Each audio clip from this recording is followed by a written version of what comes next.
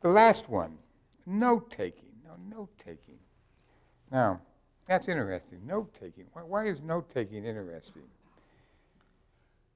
I have been to many, many churches.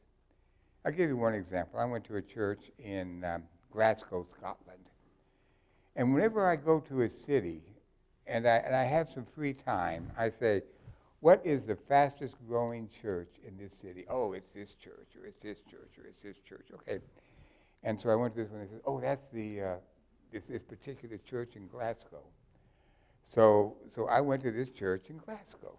And when I got there, a young lady met my wife and myself, a college student, and she was one of the greeters. And she came and says, oh, hello.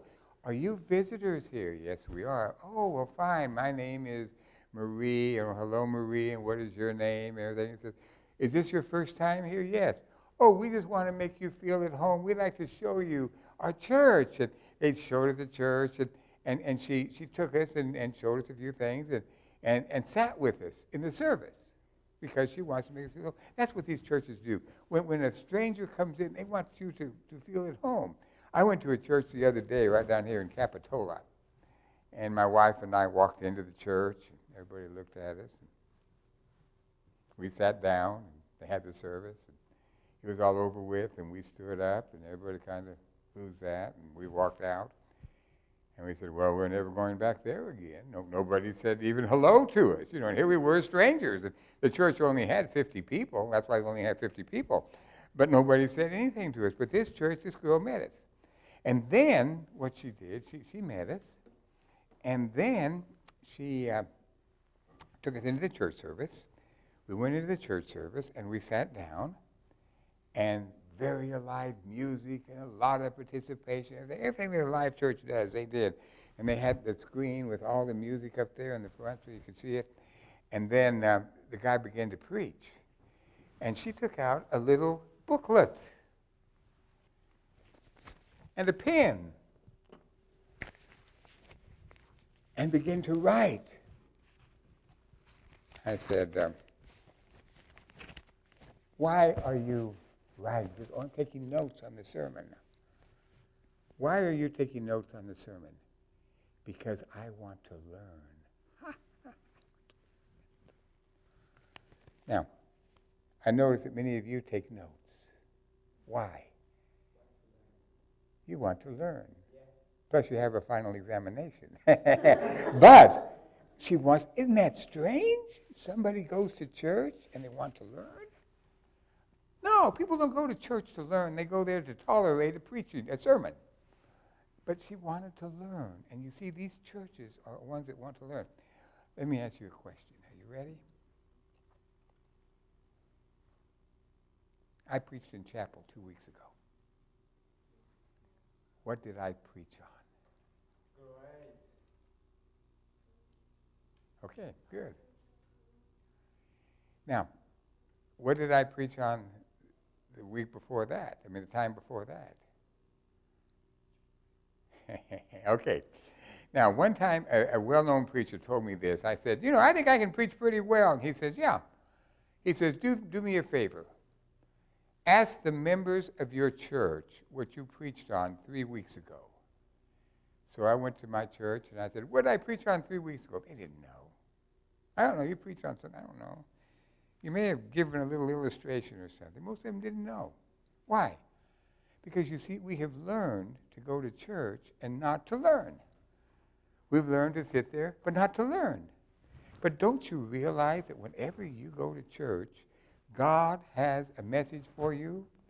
I remember one time there was a man that I did not like the man. I did not like his personality. I did not like who he was.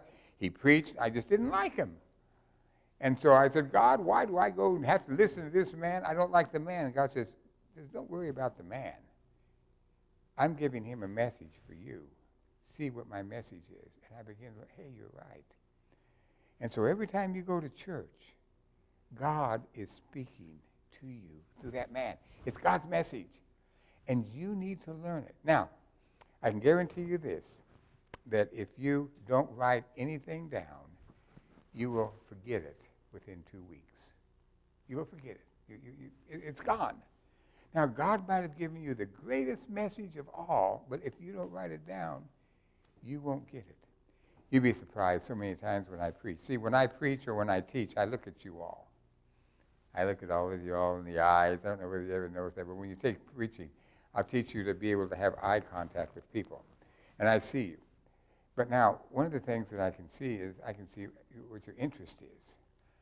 And quite often, I will see people out there, and they'll say, yes, yes, yes, yes, yes, yes, yes. And then afterwards, I'll go and I'll say, did you enjoy the sermon? Oh, yes, it was so good. It was wonderful. What did I say? I don't know. I don't know. You know, I enjoyed it, but I don't know what you said. And it goes in one ear and out the other. It doesn't stop. But those people that really want to learn and to grow and to become close to the Lord will take notes and write down what they are learning. And I have a book.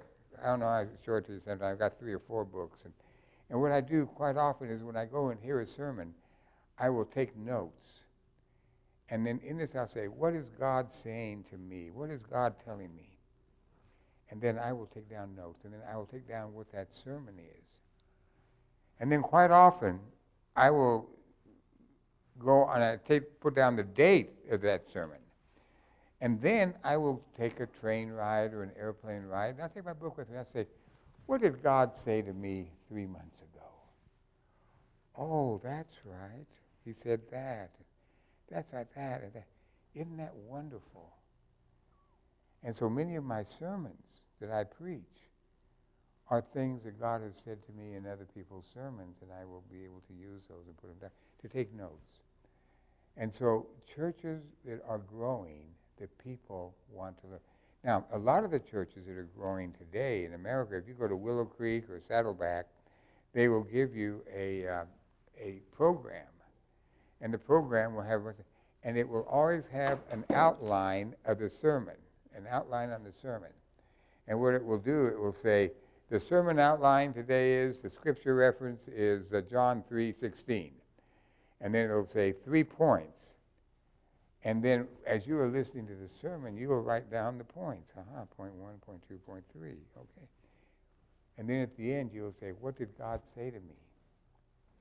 And I'm just saying that so often we waste these wonderful opportunities to hear what God is saying to us. All right, we're done now with this first part, which is called Worship, 7 Signs of a Growing Church.